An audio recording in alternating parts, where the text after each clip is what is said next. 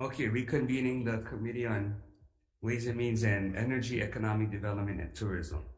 So we left off with HTDC, and so now we're beginning with Office of Plan, BED 144.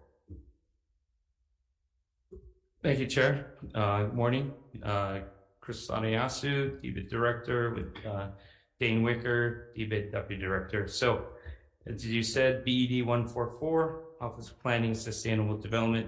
We have Scott Glenn here as well as the Director of the OPSD. So, operating second round request. 1, add 3 positions to restore the funding for positions and add additional funds for OCE fiscal year 24 565 through 367 and fiscal year 25 667 618.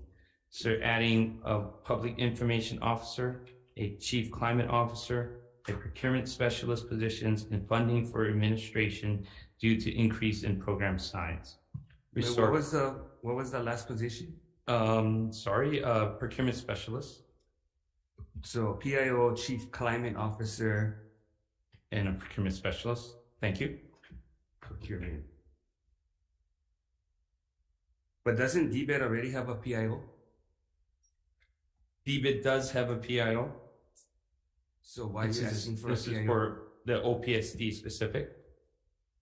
So you want your policy that every division is going to have a PIO, every attached agency? It's something that we're requesting to have the messaging for the Office of Planning. If you were watching the AG's testimony, she said she didn't even think one full-time PIO was justified, so she was just asking for half. Understand.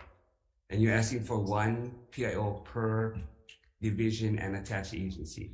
Not per, but for the ones that are requesting it. This is something that we're working with each division and attached agency to decide what is best for their operations. And I'm supporting their recommendations. So I can ask Scott Glenn to come up and answer for why. No, but you have to approve everything on this list, right? Correct, sir. What's the justification? But you gotta, Donna, you gotta. What's the No, I want you to tell me what the because you approved it. Yes, on yes. what basis? That what I found is that there are often questions that are directly related to that division or attached agency, like HTA, like HHFDC, and they have PIOs. So I decided that if it is the recommendation of the manager or the executive director of that agency or division, if they are believing that they need that for that position, that agency, then I support their recommendation. But every department would want one. I mean, you know, you can have the world, you're going to choose to get it, but you can't get everything you want. I mean, there's only so much money to go around.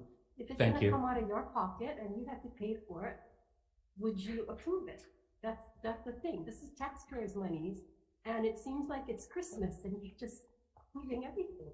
And thank you for your point. And I'm supporting this as a request, and I understand if you're not supporting it. I understand that. And a procurement specialist as well. You don't have a procurement specialist for OPSD. They need one. Has for their. Before?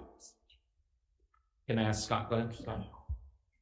Wait, but you gotta ask. When you approved it, what were the list of questions you asked them when you approved all of this? Or did you just blanket approve? No, we met with them about their budget and their requests for the operating second round requests, and we asked them to explain why they needed it. So did you deny any second round requests from your divisions, or?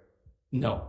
You just approved all of them? I asked, Deputy Director and I met with them, and we asked them for their recommendations as to what is necessary, because the first round was steady state. And so then we asked them to look closely at the request and then submit to us what they believe. And they made their justifications to myself, and then I approved it to add it. So how many positions total is DBIT asking for? Because you already, the ASO is asking for positions.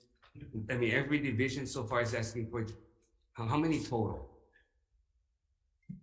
Well, look, I'll submit that information to you. Can you answer? Or we can have our team calculate that now and provide that as soon as they give me that number. In the meantime, can you finish that question? Did they have a specialist in the past? No. You didn't ask that question to him when you approved this?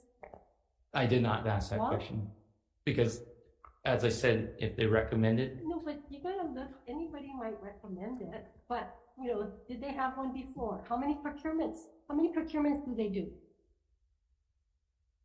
Does it warrant a full body? I Or understand. maybe a half body? Did you ask all those questions before you gave your approval?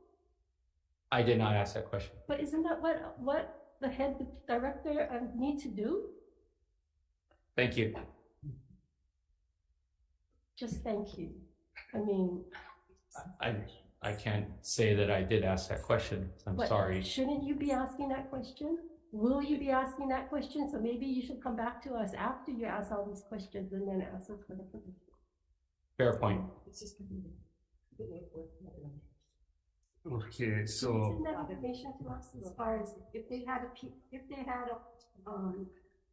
procurement specialist in the past, if they didn't, who did it, and how many procurements do they do a year? Thank you. We will provide that information. so the chief climate officer, but doesn't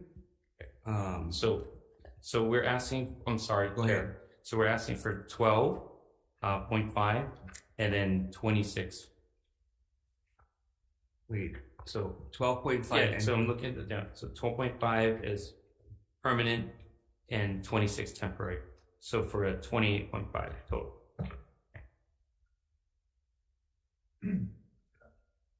For fiscal year 24. Thank you, Chair. And that's in the so wait, how many permanent? 12. 12, right? And how many 12.5. And how many permanent? A permanent 12.5 and 26 temporary. Okay, so that's 28. No, 0.5. 48, 38. 28, 38.5. Thank you. 38.5. Good math. Thank you. Okay, and how many people do you have in your department now? Approximately 200. So what's the percentage you're asking for by growing your department? About 15%. About 14, 18%. Yeah, 14 to 18%. Quick math, sorry. Do calculations. 39.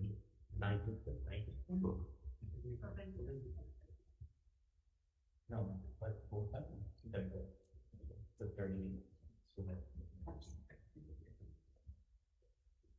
90%.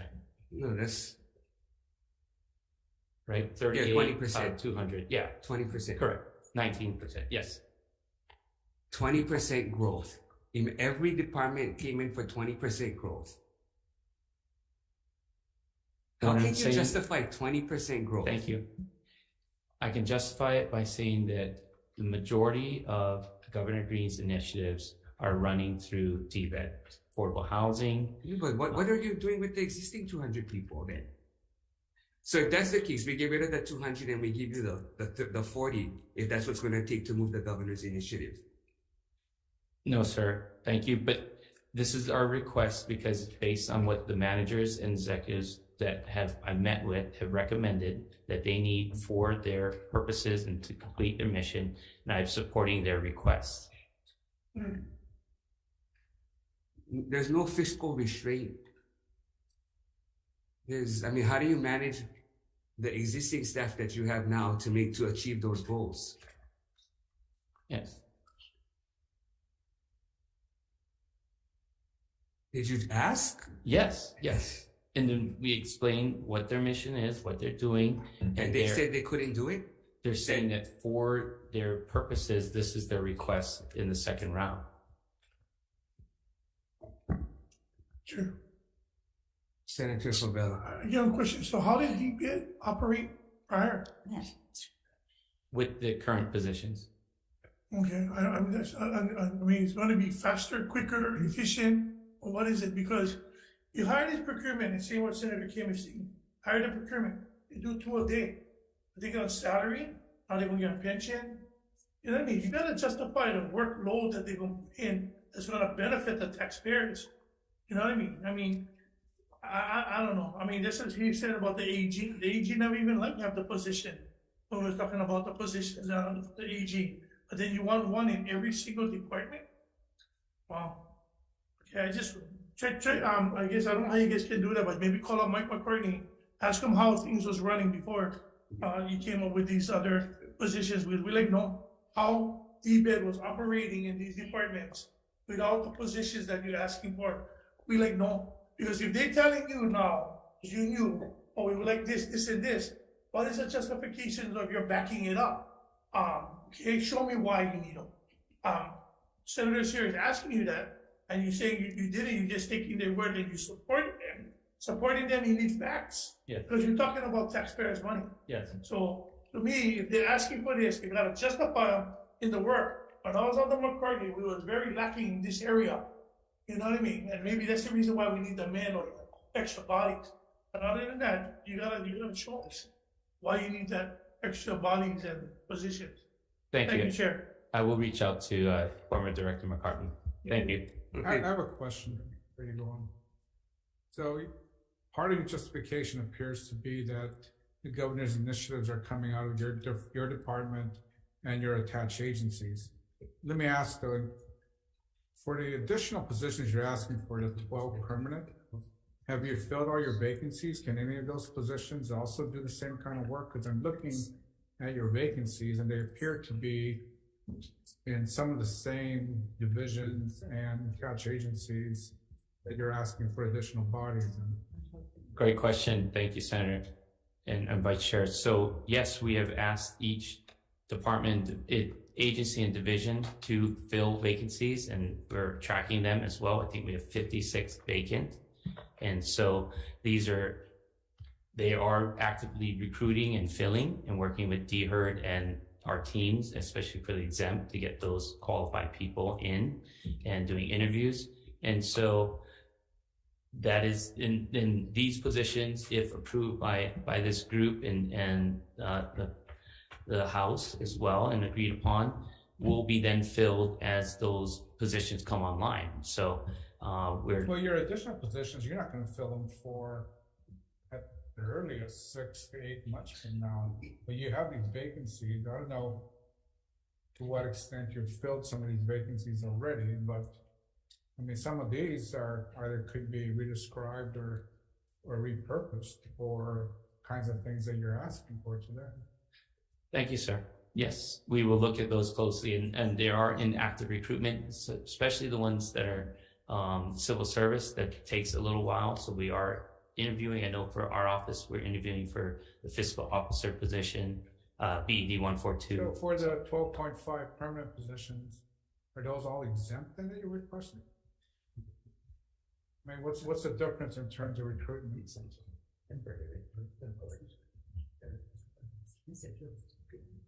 So the exempts are the temporary, and then the the civil service ones are the permanent.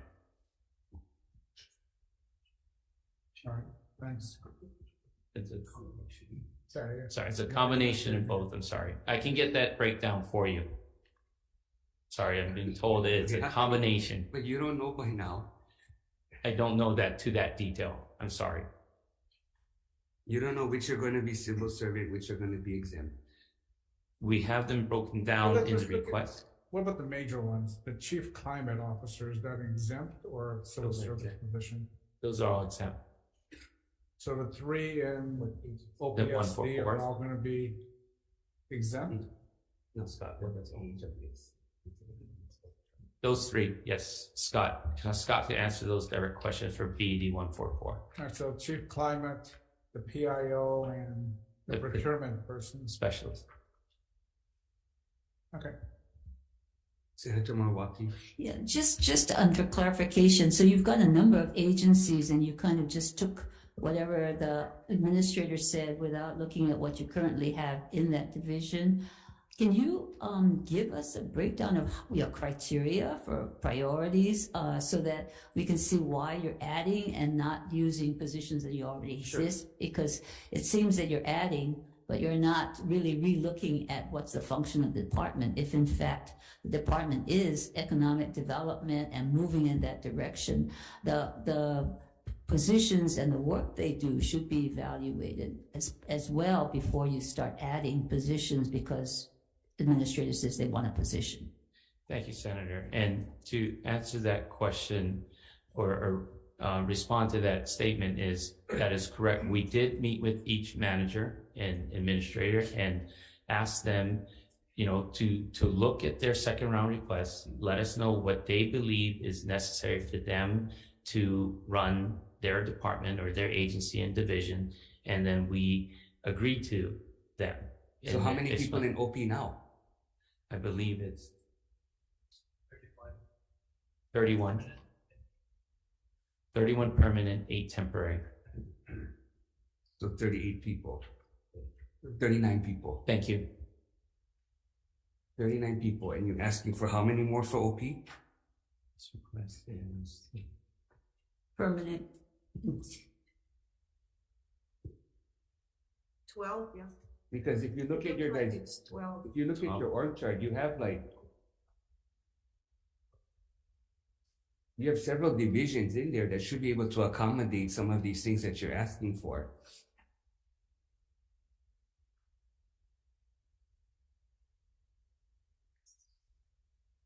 seven. There's 7 new positions, 5 existing fully funded, and then 1 Total 12, Val? Correct, 12. Thank you, Senator. So you're going from 38, 39 to 39 to 51. Well, 5 are currently there, I believe, but they're federally funded, and so we're requesting for general funds to then, for those 5. So you're going from 39 plus 7, so 46. So 5 currently filled. Not qualified. Sorry. So you're growing by 25%. Yes, based on those numbers, yes. What are those 5 positions? Aloha, Chair. Scott Glenn, Governor's nominee for Director of Office of Planning and Sustainable Development. The 5 positions currently are part of the Coastal Zone Management Program. So that's a federally funded program that has been in existence since the 1990s. In around 2010, the governor and the legislature converted those positions to federal funds in a reduction in force effort. And the state committed to the federal government to eventually restore those to general funding. And so the ask is in line with that commitment made 13 years ago to restore those positions to general funds. So all 5 of them is for the coastal zone management. In that line item, yes. Question, Chair. Wait. After you're done. Wait, so we're still on the first 3 though. So why do you need your own procurement officer? Thank you, Chair. The Office of Planning and Sustainable Development does do contracting and procurement, and currently that's being handled by the subject matter professionals, and they're spending less time on executing the work and more time But on why not work with understanding the administrative office within DBIT? We do, yes. And this was a approach to try to increase efficiency of the operations. But without any fiscal restraint. You don't care about how much it costs. We certainly do. And we understand the concerns and questions that you're raising. Question on CZM, since he's on it. Okay, How many procurements do you wait, I'm trying to go by the addition. Yeah, So you know what I want to try to do is, so we can get at least through DBIT's budget, is go line by line with their asks. Yeah, And then so my when all of question this is, is done- yeah, Chair, my question is, he already said the 5 positions he had for CZM. So can I ask a question with regards to the CZM program? Why they're changing from federal funds to general funds? That's my question, because Wait, which line we item is always that? had, it's on page 2, on the BED 144 for our handout. Yeah. So the question is, my question is, TCM programs always was regulated by feds. So we've always had federal funds to supplement the states. So we're not going to get any more federal funds? You're correct that we've had federal funds to supplement the state in the past. Those positions were general funded as part of the state's commitment to receive those federal funds. Right. During the reduction in force, those positions converted to federal to maintain them, and the federal Yes. government agreed to it. And then at the time, the state committed to eventually return them to general funds. So this ask is Oh. basically to try to follow up on that commitment made. But for the program itself, we are getting federal funds Correct. with the program. Okay, Correct. thanks. That's a question I had, Mr. Chair. No, okay, no, but that's just a couple lines down. Yes. So I just want to finish up this 3. And then the chief climate officer, why you want to add another? And what do you do then? So this is the position the governor mentioned, the climate czar, so to speak, that would be housed in the governor's office. And No, it's then that should come from his request, not your request. Department. this, the model for this is the No, but homeless you don't coordinator. put department staff in the governor's office. There are positions currently that are in departments that work with the governor. And so this was modeled after that. That's the czar. That's the czar position, $100 million. That's a different proposal. Okay. So why can't you just work with the governor's office? That's a possibility as well. I think at this point, the commitment was to explore creating a chief climate officer position. No, the commitment has to be to putting money toward climate change, real activities, real projects. Mhm. We shouldn't just be growing government staff. We got to show results. That's the question I asked because it's under my purview, is where this czar will be. And I couldn't agree, I couldn't understand why, because as the chair did allude to, is that we need more monies because we have many other climate change bills that's coming up. But you certainly could have, you're the czar for this department. But DLNR said they're using the 100 million, that they're getting that. So why do you need somebody that another department is spending the 100 million? Yes, the proposal that in the administrative bills is for the 100 million Right. to be housed in the DLNR budget as under the line item for the Climate Commission, Right. which the DLNR board chair and I are the co-chairs of that Right. commission. Yeah. And then separately, the climate czar, quote unquote, position, the chief climate officer position, would be a position for the governor's office. And How many people are we adding? Because the reality is we should be using the money toward real projects, hardening, strategic retreat. Why are we spending money on more bodies when we got so many people to do this work already? Yes, it's quite a challenge, right, to deal with climate change. And the chief climate officer position housed in the governor's office would be playing a coordinating role as well to support the governor directly on climate policy with the departments. The funds as proposed. Okay, you got to figure out what you want. But you're not getting all of this. Understood, Chair. So you have to figure out which positions do you guys really need and which ones can you get rid of. But normally we always do 1 for 1. So you want to add a position, you got to cut a position. And that's the same thing we told DOE. They want to add 450 positions. They got to find 450 to cut. Okay. Mr. Chair. You know, Scott, so in this case, you guys already have a state chief climate officer position, which is duplicative to the current state sustainability coordinator. So you guys are just duplicating positions? We have the state sustainability coordinator position within the Office of Planning and Sustainable Development. It's currently a single person with no branch and no staff. That's another line item here. The position, in my understanding, is distinct from the chief climate officer, and that the chief climate officer would focus solely on climate and not the range of sustainability issues. And the sustainability coordinator would operate at that department level, working with the departments and staff across issues on sustainability, while the chief climate officer would be housed in the governor's office working with the cabinet. I know, agree You should with try. that. I know. Watch this video again. It's Well, Mr. Chair, my concern is the governor is asking for, I don't know, 10 positions? 10. And so now he's getting other positions to other departments, Well, and then they're asking for, right? But 12. 12. 12. Yeah, but you're asking for that one position to be housed in the governor's office. Yeah, and all of but the 100 million goes to DLNR. And then that you, and then So- it doesn't want to Scrap it happen, over it's like, to it's a mess. You guys need to pull it in, and that's your job, to organize that. Instead of running off and trying to grab a procurement without giving good deadlines, you should be looking at the department and how you're organizing it.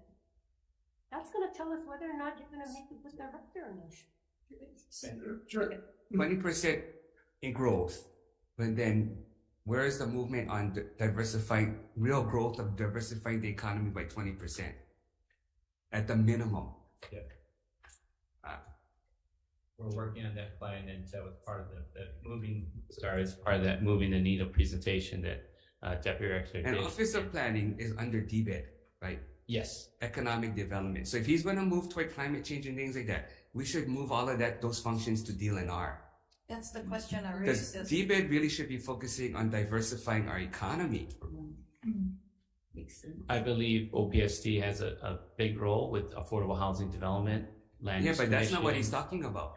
That's just one of the functions that they do have under their statutory But if mandate. not, we have too many agencies doing the same thing.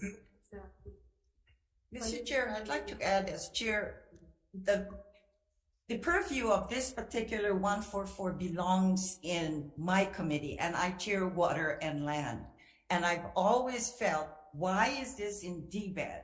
Because we're talking about similarly issues that's relating to water and land and sustainability is part of the virtue, the purview of DLNR, which comes under me. So perhaps we can look at, Can we look at a bill? yeah, we'll look at it. Okay, OP, if you Thank look you. at 2021, OP grew by 11 2 years ago. So just 2 years ago, they added 11 permanent positions. And now you're asking for 12 more. Okay, what is this next one? Three positions, restore office. Oh, That's to convert the program planning administrator to position back from federal funds to general funds. So that's what that N1 in parentheses is for. because Paired with the line above it. okay, so the general fund has to subsidize additional positions. This is a civil service administrator position that was converted to federal funds during COVID as a way to try to keep the position and move forward with recruiting. And what position is this? The planning program administrator 2. So it's a very senior level position within the office and supervises the sustainability branch, the environmental review program, and I think GIS. Okay. Okay. So the director can continue. So what, TOD? 100, the salary is 150,000. 148,000 for fiscal year 24 and fiscal year 25 is 117,651. So adding one planner 5 position and OCE funding for transit-oriented development, land use division, travel and conferences, and web intake system. Wait, what? So the planner 5 position and OCE funding for transit-oriented development, land use division, travel and conferences, attendance, and the web intake system. Okay, so that's interesting. So we're going to add a position and we're going to, as soon as we hire this person, they're going to be traveling and going to conferences. It's not. Chair, let me, if I may clarify a little bit more. So the position for transit-oriented development is to help with promoting infrastructure and multi-use. What do you mean promote? Why do we have to promote it? For the TOD council? Yeah, we already have a TOD council coordinator. So I don't Yes. understand why we have to promote it. What we should be doing is building it, not promoting Yes. it. Yes. The position would help with putting out the CIP funds that have been appropriated and that are requested Wait, against so this year. you would contract out capital improvement projects, Office of Planning? I'm sorry, I think I misspoke. The position would help with the interconnection of the different efforts by departments that are within TOD areas to help. But that's what the coordinate. TOD coordinator is already for. They do work on that, and there's more work to be done than what the coordinator alone can do. But then you're adding money for conferences and travel versus planning, coordinating. The funds for the travel are in two parts. One is the TOD Council. The second is for Land Use Division. The TOD Council, as we resume in-person meetings, will be bringing folks from the neighbor islands to Oahu. And then the Land Use Division is required to attend the Land Use Commission hearings in person at the site. And so it's to cover travel for the cost to attend the Land Use Commission hearings. Okay, Yeah. so I don't know, what does the person do now that's in the TOD? Well, they don't do any work that you have to hire somebody else at 120 grand?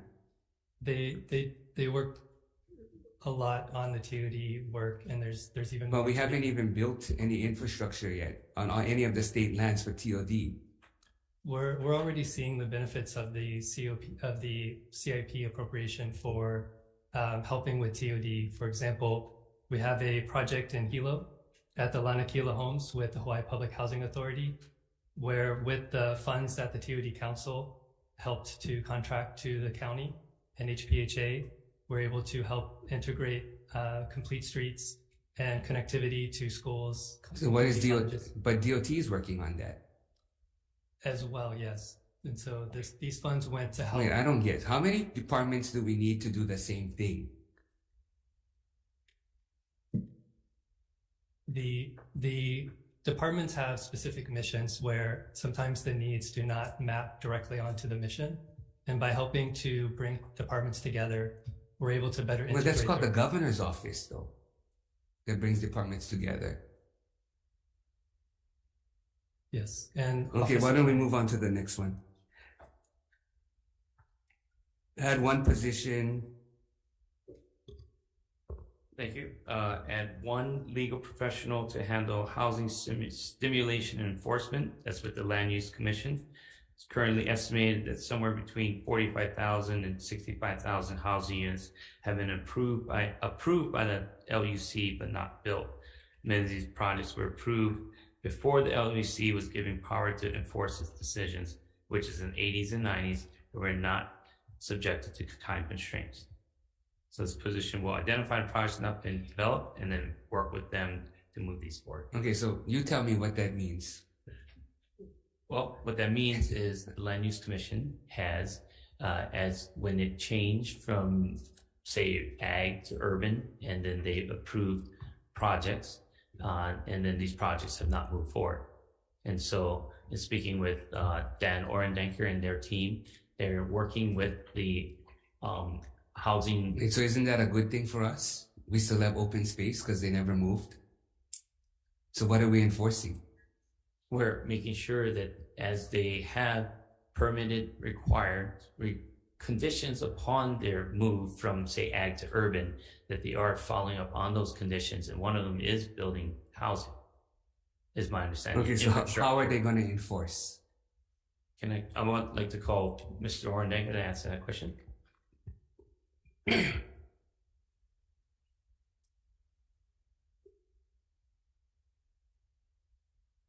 Thank you, Chair. Dan Ardenker, Executive Officer for the Land Use Commission. Good to see you. This is actually a very results-oriented request. As Director Sadayasu mentioned, there are 45 to 65,000 units that haven't been built that we have approved. The intention with this position, and it's one of the reasons that we're asking for an exempt position, because it's going to take somebody who's fairly nimble, would be to identify the landowners or developers of those homes, go to those developers, find out exactly what it is that's preventing them from developing those units. And then if the causes of that lack of development are something that can be resolved, come back to the Land Use Commission or come back to the agencies that may be the, shall we say, the stumbling blocks to that development moving forward, negotiate a resolution, and then come to the Land Use Commission for an amended decision in order so that we can actually get those projects moving and those units built. If in 2 years we haven't any success, so as a temporary position, if in 2 years we haven't had any success, we're perfectly willing to give that position up. Okay, so does the commission have any type of use it or lose it policy? We do for projects that were approved after the amendment to Chapter 205 in the late 80s, early 90s. That gave us the ability to put time constraints on projects, and if they didn't meet those time constraints, to revert them. The problems that we're having are with projects that were approved prior to that amendment that may have been sitting on the books since the 1980s and have never been built. Okay, so these are mainly for those projects before That 205. is correct, Chair. You know how many are out there? 45,000 to 50 to 65,000 units. We have to check with the counties to make sure that they haven't moved things without telling us, but we estimate. But how many projects, not just? Oh, how many projects? I'm sorry, Chair, I don't have that number, but it's in the around 50, I would say, or maybe 40. Okay, any questions on this? Yes, a question as well, Mr. Chair, and just for the members' information, previous hearing, I did mention that the work that the LUC does is taking out, approving the zoning from the counties. Remember, the counties are only allowed to approve developments up to 15 acres. And I have a bill that transfers that. Okay, the question. Yeah, so the question is, so the developments that are occurring and with the housing that we talk about has been delayed in some sense because the LUC makes the decisions from the counties that can't approve more than 15 acres. So that's why the LUC was created. But now it's a different story. We're building housing and everything else. So why are we doing work that the counties could do if we increase their zoning approvals to 50 acres or 100 acres? So anyway, that's just the gist of why we're duplicating information that could have gone to the counties, but. No, but how does that deal with the one position that they're asking for? I have a question. Well, if we approve our bill, they don't have any more work to do going future. So the question is, do we continue to have an LUC commission? Because you can give the developments to the counties and then you'll have fast track housing projects. Then the developers don't have to pay the additional to go to LUC for approvals. Mr. Chair. Senator Keith Agarwal? Yeah. My question then is, for those projects that were approved before the amendments to the chapter, are they still filing annual reports? So are we looking at someone that's just going to start off by reviewing the annual reports to see if the conditions are being met or updated? Or some of them are filing annual reports, some of them are not. That is not what the role of this position would be. We actually already have within our own staff the ability to do that. And we have been chasing developers who are not meeting their requirements to file annual reports. So this is to actually to figure out which projects have not moved, first by looking at what we've approved, but we have not seen any development on, and then confirming that with the county. But that's just a minor part of this. The main part is to actually figure out why they haven't moved and make them move. what do you envision these steps after that, though? I mean, it's hard to get other agencies to move on something if you find out that another agency is a stumbling block. I mean, what authority does the OEC have at that point? Well, as I mentioned, that's why this is a position that requires a fairly nimble person. The idea would be to negotiate some kind of solution. What we have found. So how is this position going to be different from the governor's housing advisor? I don't believe that the governor's housing advisor is going to be focused on these issues in particular. There are a lot of issues revolving around affordable housing. But this is a low-hanging fruit. Excuse me? This is low-hanging. This is very And low-hanging I thought they said that they were going to focus on the low-hanging fruit. Yes, And Chair, thank you for that question. And we are in collaboration with Nani Medeiros over this. Dan and Scott and his team have provided this information of a list of projects. And so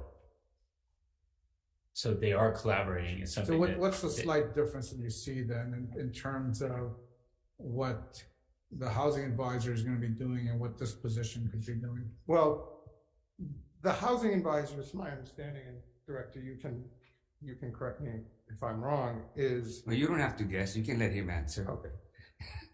Oh, so if you can repeat that question as to what the housing advisor is going to do versus them, this is the in-house work of the Land Use Commission to do that and chase these down as they were not being followed up upon. No, but my question earlier to the executive director is that some of this could be more effective with the governor just directing some of these agencies, if they're state agencies, to get off the dime on these projects, if that's the impediment. Whereas I just want to see what the difference is as far as enforcement with the LUC. We don't view this as an enforcement position, Senator.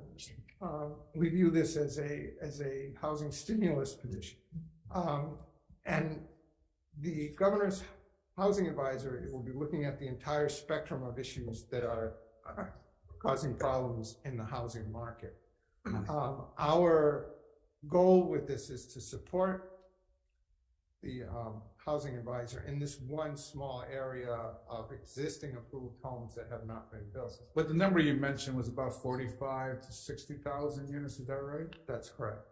And that would cut into, I guess it's a variety of units, though. It could be market, it could be the workforce housing. A lot of those units are market housing. And that's throughout the state, just ballpark. Yeah, that is on all islands. Okay, thank you. Senator Kim. So these projects have already been approved and they went to the counties already and got the zoning. Excuse me, I didn't hear the last one. So these projects that you folks want to bird dog, these housing, they already got approved by the Land Use Commission, and then we're able to get into the counties to get zoned, right? So To get zoned. Well, actually, it's a whole list of things. They may or may not have zoning already, but the estimates are that it takes around 10 years for a project to go through the permit. I was the zoning chair of the city for 12 years. Yeah. So I know very much about it. And And I too agree that the Land Use Commission should be abolished, but having said that. most of that delay comes at the county level. But a lot of times, especially with these projects, what happens is that the developer, for one reason or another, back in the 80s or 90s, decided they didn't want to build the project or wasn't able to build the project or lost their financing or whatever. And then we've had several instances that we've already started to work on where we've discovered that the project was then sold to a trust on the mainland who don't even know what it is. They don't even know, what they've got. And when we pushed a couple instances where we pushed those trusts, they have either reverted the property or started up development. Okay, so and that's to what make a this long project story short, you folks have been going after these projects. You folks have been going after these projects already. And some of it is financing. I don't know that you can do anything about financing. Some of it is the interest rates. Some of it is if it's counties. I mean, you can't really do anything. But the counties, when I was there, we did a use it or lose it policy. So they can also enforce that. And I was there on the 80s and 90s. So I know the projects that went through or didn't go through. And that's why we passed that. So I just don't understand how this one position is going to be able to do what you're saying it's going to do. Senator, if I can call on some of my personal experience here, because in a prior life, I consulted on affordable housing projects. And a lot of those projects don't come to fruition because the county or the state has laid large infrastructure requirements on these affordable housing. Or affordable units, 60% affordables. Well, they've laid infrastructure requirements on these projects that are sometimes make the finances improbable. But they agree to it. Well, They signed a Yes. unilateral agreement. Yes, They- but at this point, Chair, I don't wanna. Yeah. at this point, it may be that those requirements are what's preventing the projects from being developed. So the idea with this position would be to see if those requirements are still Yeah, but if- necessary. But or if that's not. the low-hanging fruit, and that's what I thought the housing specialist or advisor upstairs was gonna do, was focus on the low-hanging fruit. This would be the implementation arm of that. The housing And director. you envision this as a 2-year project and see what happens. Can you alternatively look at the governor just appoint, creating a special project position to do the same thing? I'm not sure the mechanism for that, but if you're asking whether or not this position could be in the governor's office, that is. I mean, for a 2-year project, I suppose. Yeah. And I assume you would cooperate with the governor's office. That is correct. Okay, so the next one, again, what, you're gonna reduce federal, what is, That's the one that we covered earlier about the five positions that Mr. Glenn went over. so you're adding the 5 positions to general fund and reducing it from federal funds. Correct. So that we covered that. We can go if you have any specific questions about that one. I think Senator Inoue had questions about that. And So what happens if we don't do it? they continue on the bill.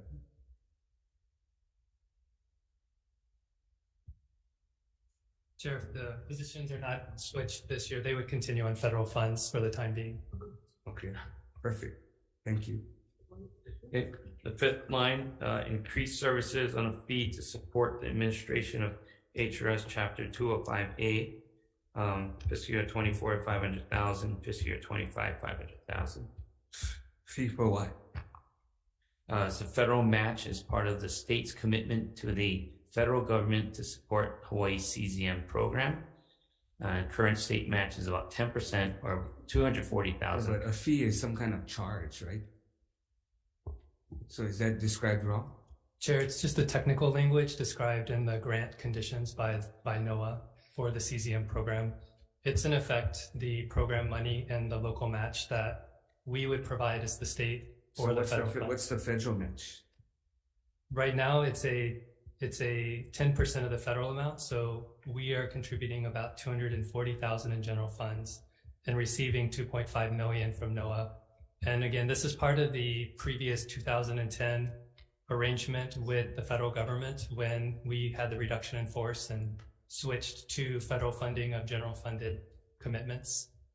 And so this was to return the local match. This is to what was previously agreed with the federal government. So how much of that goes to the counties? I don't know the exact percentage, but a lot of it does go to the counties to support their coastal zone management activities. And so how much of that do you keep? I don't have the exact number offhand. I can get that for you. Okay, if you can give us a breakdown. Okay, next. Act 178 Vulnerability Assessment Initiative. Excuse me, Mr. Chair, since we're on OP, can I question about the Kakakamokai project? We're still on OP. OP is 144, so that's quite a bit. 144. The question, Mr. Chair, is that there's a position with Hakuone, Kakakamokai. No, but OP we didn't get is to HCA involved. yet, did we? OP is involved with helping with their plans. Am I correct? Chair, we're working with HCDA. Yes, we work with HCDA, but we're not asking for a budget or position item related to Kakakamokai. But your office manages and work with OHA on this project. We have been contacted by OHA to request a meeting, but we haven't had a chance yet to sit down with them and talk through the proposal. Okay, because in your variance report on the program activities, you do mention that as well. Because of the SMA permitting process, but that's part of your program then? Yes. Okay. Yes, Thank as you, a Mr. consultation. Okay, so we'll probably go for about another 45 minutes and then we'll recess and come back at 4. and then we're just going to finish as long as it takes. So if we finish at midnight, we finish at midnight. But we're not going to keep going on forever. Thank you, sir.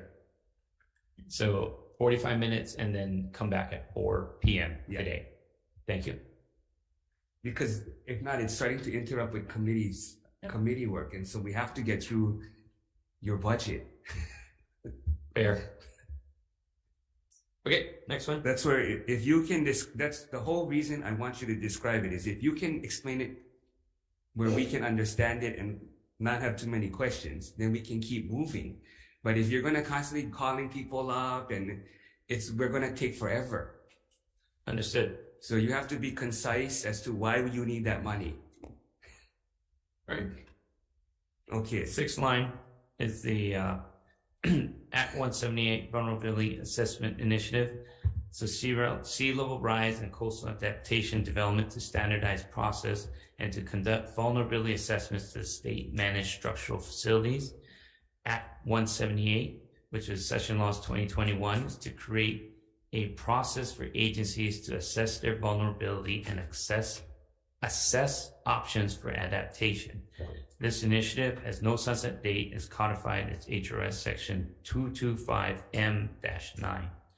OPSD has conducted an inventory of facilities at risk using the GIS program, and these funds would be for the next step to create the vulnerability assessment process. Okay, so how are you spending the 400? It would be a contract for services to assist OPSD with developing that process, working with the departments. Now, the first report that came out this summer had a general identification, the number of facilities and structures that each department, and I think maybe even the counties had, that were vulnerable. Yes. What is this gonna do? Is it gonna go deeper into that? What's it gonna do? Thank you, Vice Chair. Yes, this one will then take the next step, which is, help the departments, one, to have, as a state, a standardized process for the departments to use to say, this facility is vulnerable. This is the range of options we have as an agency or a state in addressing the risks or vulnerability to that To facility. avoid ticker shock, are you gonna pick particular agencies? Because if you're talking about moving, say, a wastewater plant, that you're talking, $500 million or so, as opposed to maybe a road. I mean, have you even looked at it in terms of the kind of contract you're gonna issue, whether it's gonna, and I would guess the DOT has resources as well, if you were to pick the facilities that DOT has. Vice Chair, we won't be picking the facilities. What we would be looking to do is help the departments. They would pick their facilities that they want to focus on and help them assess the range of options they have to respond to whatever the particular risks are to that facility. And when would this information be available for the legislature, since It would I come as assume it would have some funding issues at that point? yes, when those options are assessed, they would come up with the various ranges of prices for pursuing one of those options. So if it were to harden in place, elevate, retreat, whatever other option might come up, relocate, that these would have cost estimates attached to them as well for the legislature's consideration. Is it so it's just sort of a general assessment, or is it gonna be aimed at just the state agencies? Because I mean, the counties at the presentation the mayors made said that, they don't have any problem with resources, so. Act 178 focuses on the state facilities at this time. If you'd like us to expand that to the counties, No, or not really. Okay. Thank you. Okay, real quick, just so that I can put things in perspective. If everyone can go to page 148.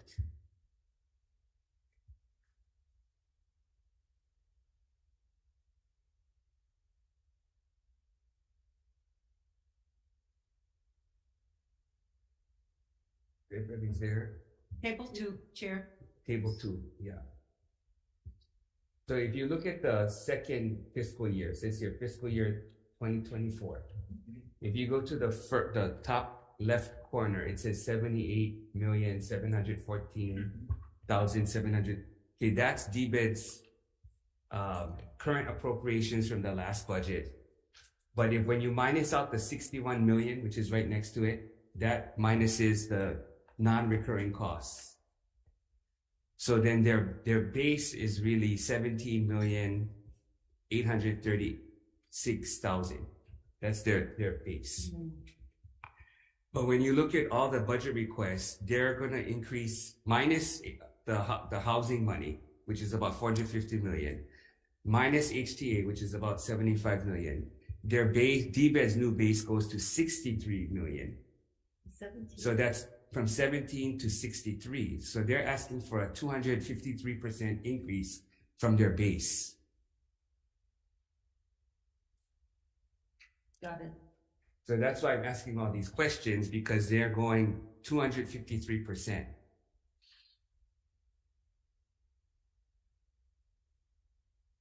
Which is a big increase. Okay. So that's where, if you just look at it line by line, you know what we got to figure out how we're going to work this. And they're not asking for too many one-time costs because of the, you know, right now we're in to some extent a bubble, right? I mean, we have an infusion. Right. So what we don't want to do is keep adding to the base, and then we can't pay for it once the revenues start to slow down. And it's going to impact all the other departments too. So the one-time costs for strategic investment seems wise, but some of these other things are just going to add to the base is kind of scary. Can the director tell us as to what he thinks about this? Did you realize that you folks are increasing your budget by 253%? 252%. Yes, I am aware of what our request is. And so how do you justify that huge increase?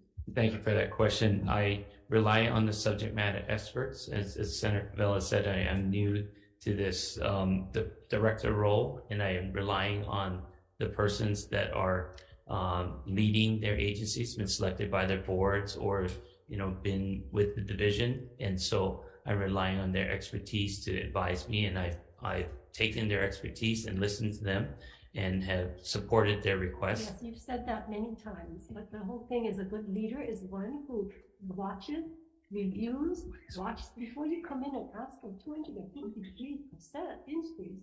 You have to justify it. You have to see them in action. You got to see whether or not they need it. To come in right out of the chute, being here for just 2 months, and I mean that's not a sign of a person that is ready to leave this kind of a department. Thank you for your comments. I have no response other than say thank you for your comments. I just kind of in shock, like listening to what you're saying right now. I would think at this point on the break, you should go revisit this and sit down with your subject matters, because this is like just out of hand, I don't know if you're looking at the fiscal responsibility in the years going ahead, but you're putting us in one hole deeper than deep, and we have to justify this. So I strongly urge you to sit with all your heads of the departments, and you guys better look at this really good, because I have no problem just line item now, just freaking tearing this thing up right now. But this is absurd.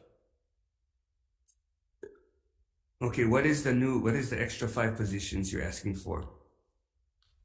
Okay, for the statewide sustainability program, adding 2 new sustainability and climate specialist positions, which will manage state administrative matrix benchmarking website, produce annual sustainability reports, produce a statewide climate adaptation plan, and coordinate climate and resilience related activities and projects. Add 1 greenhouse gas sequestration specialist, add 1 new planner, 5, which will coordinate OPSD, LUC, and other agencies on land use issues, review dockets, filings, and applications before various state and county regulatory bodies, and then add 1 new Secretary 3 position, which will support the branch with all administrative needs. Okay, well, if you can give that to us in writing and how it affects your org chart, and give us the responsive job description of each one. Yes. Okay, what's the next one? Okay, under the mapping information services sector it's a GIS ESRI Advantage program, which is that program enables the statewide GIS program. The EAP includes a dedicated technical advisor, premium support services, and learning and service credits.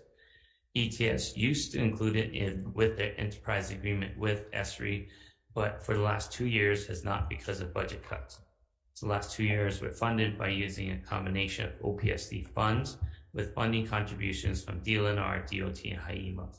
And so it will be send about 100 employees to training over 2-3 years. So this is for training and for what? Upgrades? Who runs this? Chair, this is a program that's run through the Office of Planning and Sustainable Development Okay, so with the GIS program. Which position runs it? I don't know the position number offhand. It's our GIS program manager. And so they need it for upgrades and training? This is a service that OPSD provides to the entire state. No, I get that. What I asked was, do they need it for upgrades and training? Yes, in addition to providing services and meeting demand for services.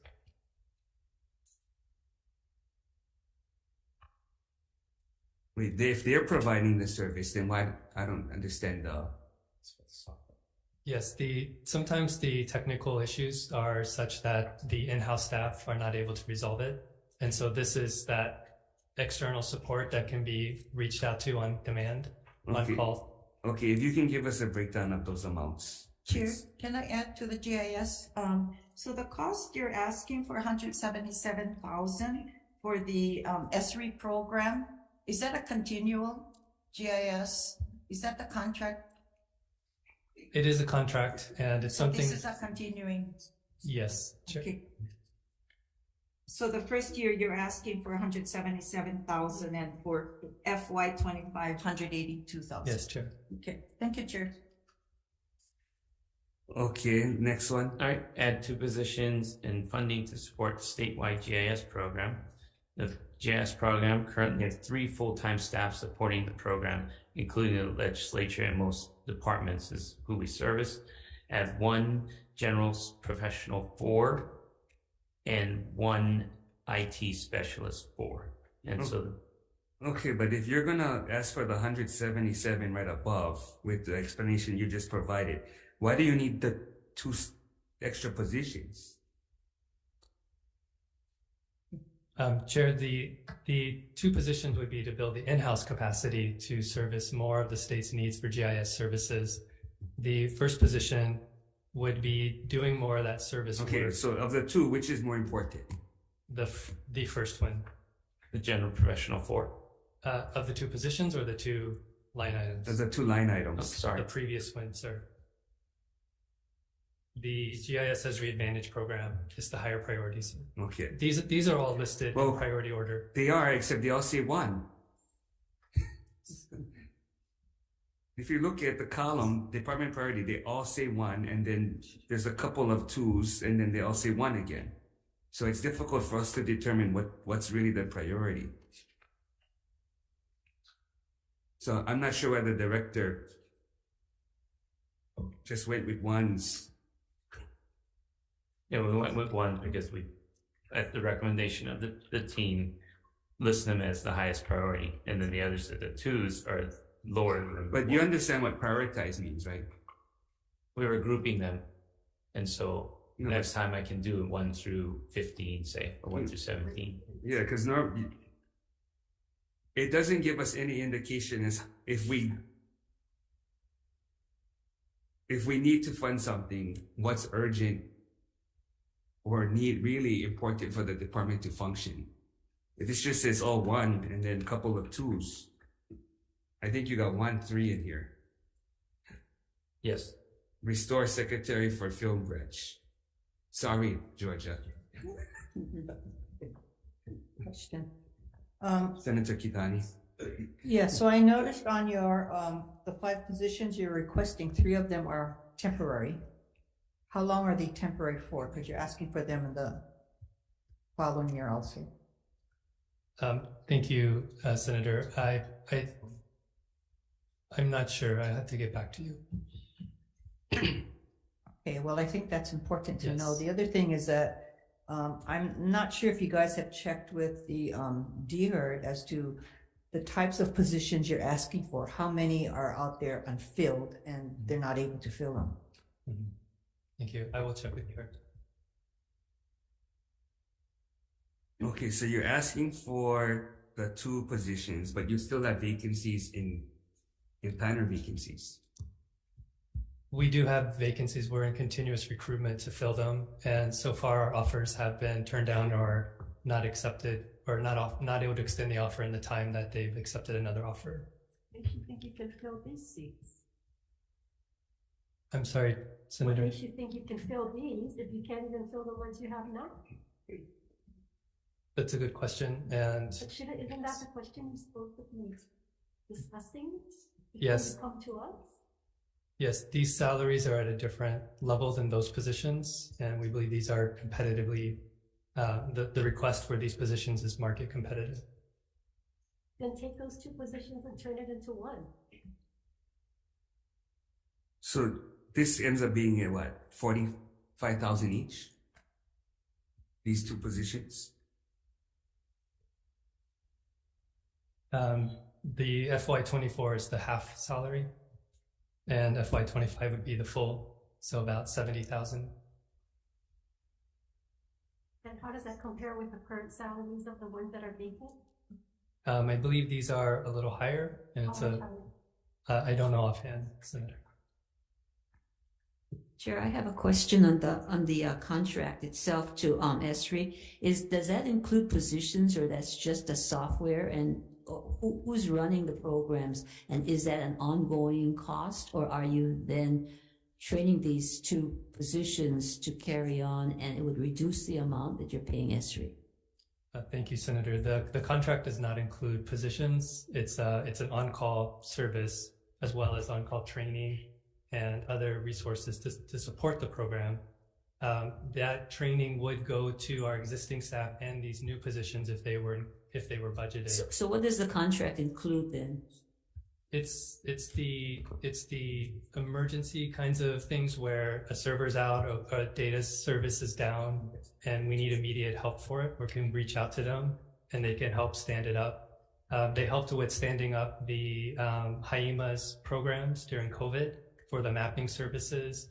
They've also helped with other emergency response mapping needs that we would not be able to necessarily do internally right away, but we can reach out to ESRI and get that assistance and provide it to the... So you currently have staff that's running the program? That's correct. So how many staff do you now have running the program? We have 3 staff. And you're adding 2 more to the 3? That is what this line item proposal is, yes. So again, going back to what are they going to do in addition to the 3 that you currently have? We can get some information on why you need the additional 2 if it's the same contract just going forward. Right. Thank you. And as I reiterated, the contract would be the higher priority of the 2 budget requests. Well, So especially since you got vacancies already. Okay. What is this Personnel services adjustments to add personnel costs to complete the reorganization cost shortfall for the salary differential. That's with the Land Use Commission. Okay, which position salary are we adjusting? Dan?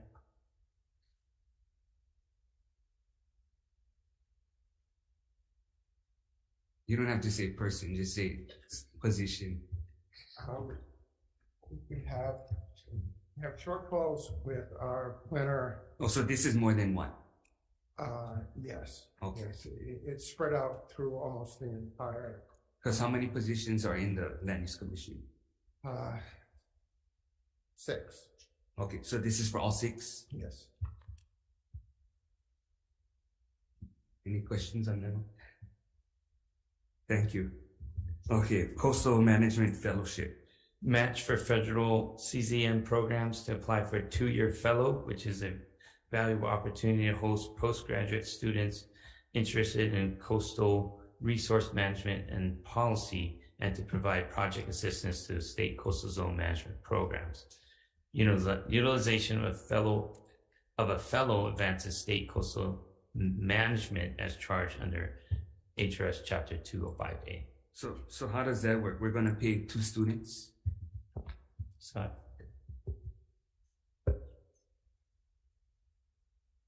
Should have done 11 too. Yes, Chair, this would be for 1 student. Oh, 1 student. Yes. For a 2-year fellow, sorry. Yes. We've had a From lot of UH? success. Usually it has been a UH student, or they've gone on to be part of the UH system. So UH funds don't cover any of these things? This is part of the federal program that would help bring in the federal match to cover the majority of the salary for the position. Okay, what's the federal match? I don't have that number offhand. And what's the percentage of match? Again, I can follow up with you for that.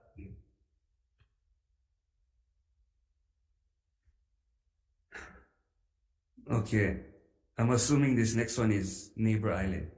Correct. They have been told that they, from Mr. Orenbanker, that they do sometimes go 4 times in a month over to a neighbor. So what's the current travel budget? Yeah.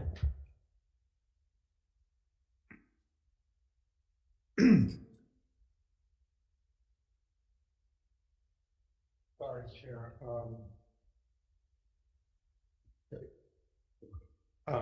But almost our entire budget, OCE budget outside of personal goes for travel. No, what's your current travel budget? Our OCE. So your whole current expenses go to travel because... Except for paper and post and things like that, almost our entire budget goes for travel.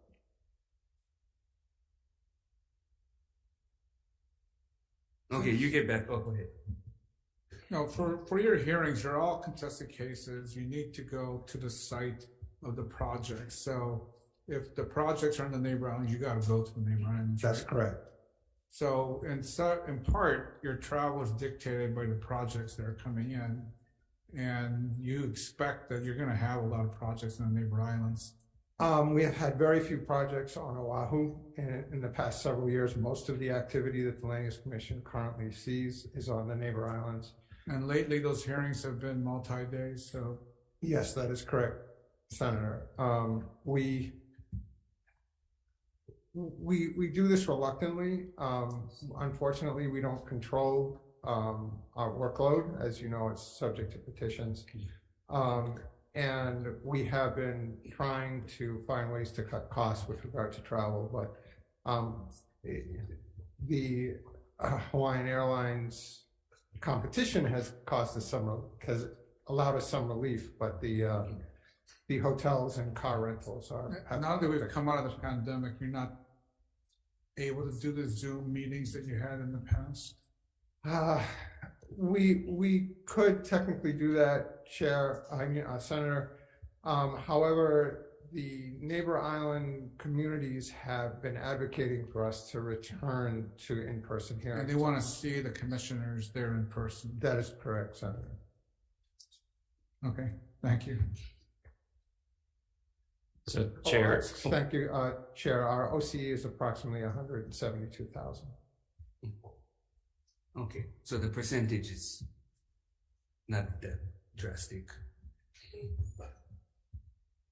And then in consultation with Director Glenn, we will forego the other 5 under the 2s that for BED 144. Okay, so you're no longer asking for the 50,000, what the 213,000, 6,000, 80,000, 13,500. Yes.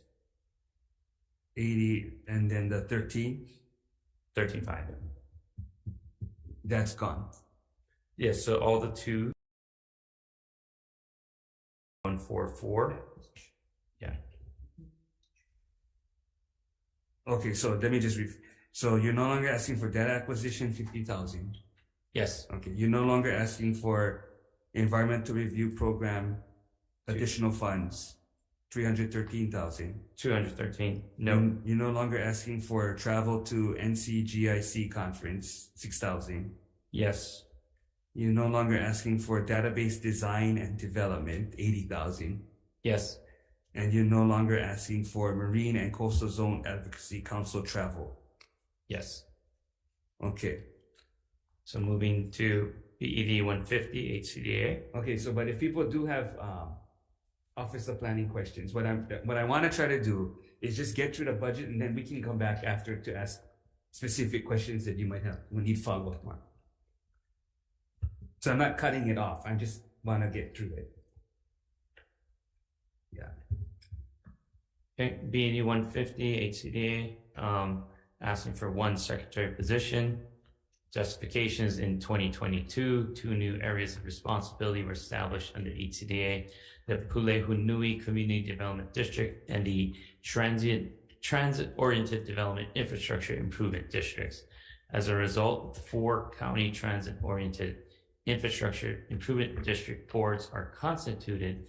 HCDA staff will be administering 5 additional boards in addition to the existing 4 boards, which is the General Authority, Kaka'ako, Kalaialoa, and He'ia, and therefore a secretary position is needed to support the additional boards.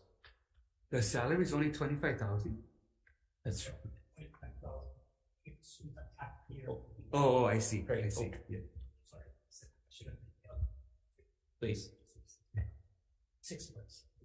Okay, I got it. Good morning, chairs, vice chairs, members of the committee.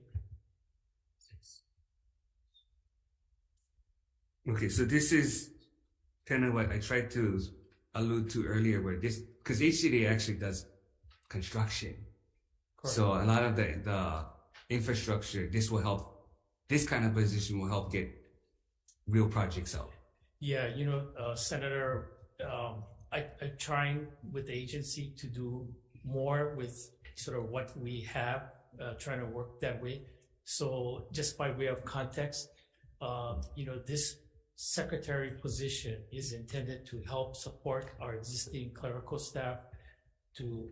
Well, because now you got the 5 new, And the 5 we new got districts. the county TOD boards that have yet to be constituted, but should be soon.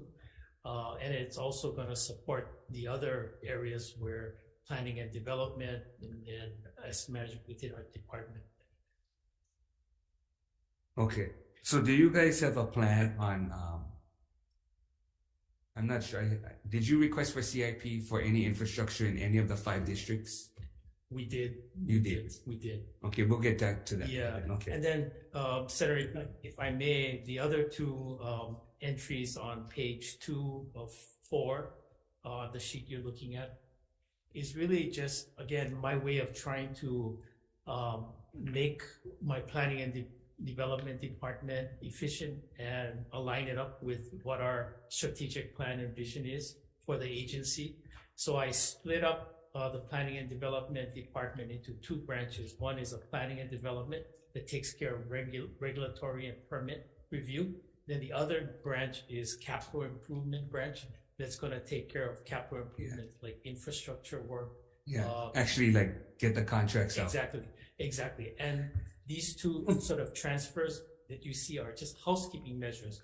We used to have like a Kalaialoa planner or a Kaka'ako planner. So what I did was to take away the Kalaialoa planner title and make those Kaka'ako planners for now, with the intent that they're going to be working on not just Kalaialoa matters, but working on Kaka'ako matters. Similarly, Kaka'ako planners are going to be working on Kalaialoa matters. Okay, I was going to say. So really they become general planners. Exactly, and to increase capacity. So for Kalaialoa matters, we'll have more. So why label them Kaka'ako planners if they're general? Well, I think so. In the next cycle, what we're going to do is remove that Kaka'ako. The district names. Yeah, exactly. Because I think I want to add more capacity and. Because how much more are you going to build in Kaka'ako? Yeah.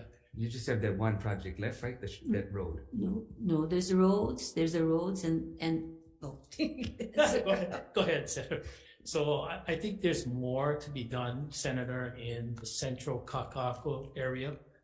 That's the area around Queen Street, Kauaiha, Waimanu. there's more to be done there. A lot of the infrastructure is Okay, but you're gonna transition from district-specific staff to general staff, so they can work on all. Yeah, we can work on permitting for all. Yeah. Okay, that's yeah. good. And it adds capacity for Kalai law as well. Okay, and then the second line is coming out of your special funds. Correct. The which one? The transfer. Yeah. It's all trade-offs. Yeah, it's all trade-offs and transfers, but it's always one is a special funded position and one is a general funded position. Okay. The secretary position. The first two are the adds, and then the next two are the reversal trade-off. The reversals, right? Okay, so that's even. It's trying. Yeah. Yes. Yeah. Yes. Okay. 160 has quite a bit. So maybe what we should do is just recess now and then come back at 4. Okay, thank you. Thank you, Senator. Recess.